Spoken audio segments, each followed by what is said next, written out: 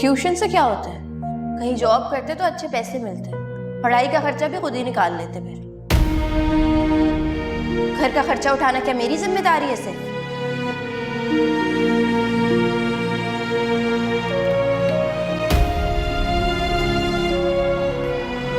बाजी, मेरा ख्याल है कि आप ही बिल्कुल ठीक कह रही हैं। मुझे कोई ना कोई छोटी जॉब कर लेनी चाहिए। हरगिज़ नहीं, तुम अपनी बस स्टडीज पे फोकस्ड रहो, कोई जरूरत नहीं है। बाजी, आप पे पहले ही इतना बोझ है। आप पढ़ती भी हैं, पढ़ाती भी हैं और घर के सारे काम भी आप ही करती हैं। हारिस, मैं मैनेज कर रही हूँ ना, तुम क्यों परेशान होते हो? मेरे भाई सिर्फ तुम्हारा 1.5 साल रह गया है और मैं तुम्हें कभी भी इजाजत नहीं दूंगी कि तुम अपनी मेहनत को जाया करो। देखो, जहां तक रही आप ही की बात, तुम आप ही की बातों पे परेशान मत हुआ करो। वो अपने अंदाज से सोचती है, उन्हें सोचने दो। लेकिन तुम जानते हो तुम ठीक कर रहे हो और आप ही को तो पढ़ाई में कोई भी इंटरेस्ट नहीं है। इंटर के बाद फौरन उन्होंने अपनी जॉब स्टार्ट कर ली। वो चाहती तो जॉब के साथ साथ अपनी पढ़ाई कंटिन्यू कर सकती थी, लेकिन उन्होंने नहीं की। हारिस, उनको कोई नहीं पसंद जो पढ़ता है, ना तुम ना मैं। लेकिन मेरे भाई, मेरा ख्वाब है कि तुम इंजीनियर बनो। मेरे ख्वाब को पूरा करो। मैं आपका ये ख्वाब जरूर पूरा करूंगा।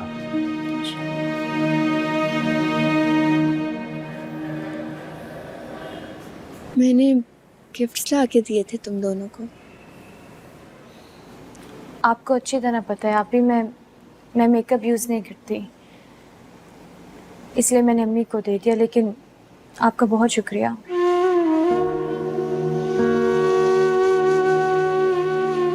मेकअप क्या, मैं तुम्हें कुछ भी ला के देती हूँ, तुम्हें पसंद नहीं आता, किसी ना किसी बहाने से वापस कर देती हो। आपको पता है मैं ऐसी चीज़ें इस्तेमाल ही नहीं करती, ज्वेलरी, जीन्स, हील्स वगैरह।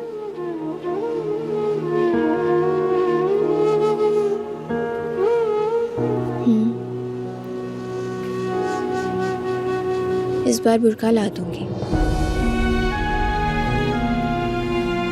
वो तो इस्तेमाल कर लोगी ना, वापस तो नहीं करोगी।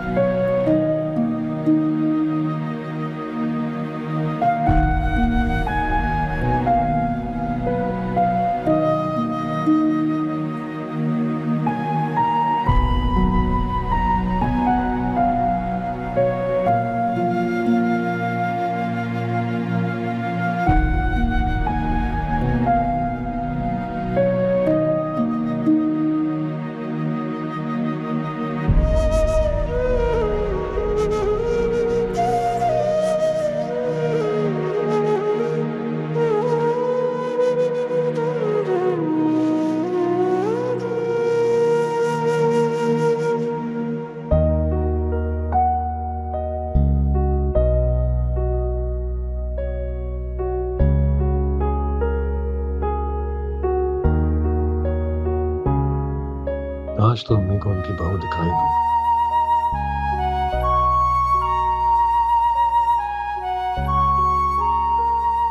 माँ जी, आपको पता है, मेरे पूछते ही उसने बता दिया कि वो किसी लड़की को पसंद करता है। अरे ये तो बड़ी खुशी की बात है। कुछ बताया उसने? क्या खानदान है, क्या सब नसब है उसका? कहाँ माँ जी, जैसे ही वो मुझे बताने लगा, ऑफिस से फोन आ गया। आप तो जानती है ना कि ऑफिस की किसी भी बात पर वो कॉम्प्रोमाइज नहीं करता। बस बात वहीं की वहीं रह गई। कहने लगा वापस आके बताता हूँ। चलो अच्छा, ये मसला भी हल हुआ। लड़की भी उसकी पसंद की, बस हमें खानदान ही देखना होगा। बेशक गरीब लोग हों, लेकिन पढ़े लिखे और मुअज़्ज़ज़ घराना हो। जाहिर सी बात है माँ जी, शादी कोई गुड्डा गुड़ियों का खेल नहीं होता, खानदान तो सबसे पहले देखा जाता है। अच्छा तुम फिक्र नहीं करो, हमारा शहबाज बहुत समझदार है। जाहिर है कि आला खानदान से है, ऐसी वैसी लड़की तो उसके करीब भी नहीं आएगी।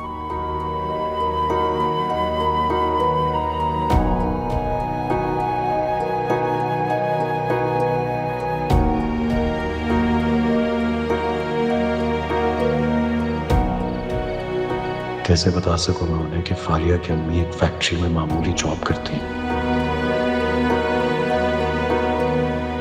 बहुत छोटे से घर में रहती और उनका ताल्लुक किसी आला खानदान से नहीं। पता नहीं फारिया उनको पसंद आएगी या नहीं। फारिया की कुछ बातें शायद उनको समझ में आए, मगर जब मैंने उसे कबूल कर लिया है तो शायद घर वाले भी कर लेंगे। काश मेरी हिम्मत दुगनी हो जाए कि मैं आराम से ये बात उन्हें बता सकूं।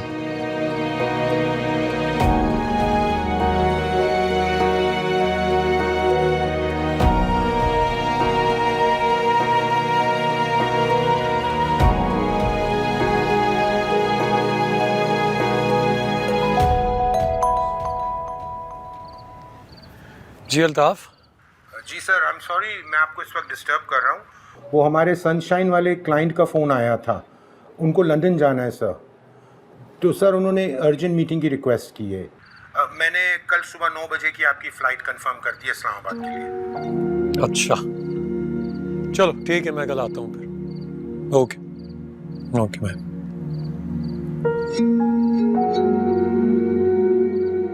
फारिया को बता देता हूँ।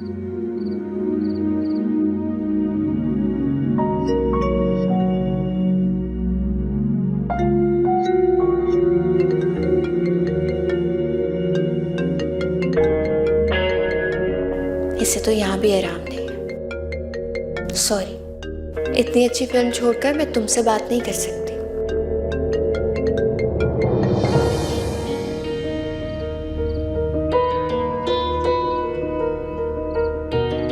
सो गई होगी शायद।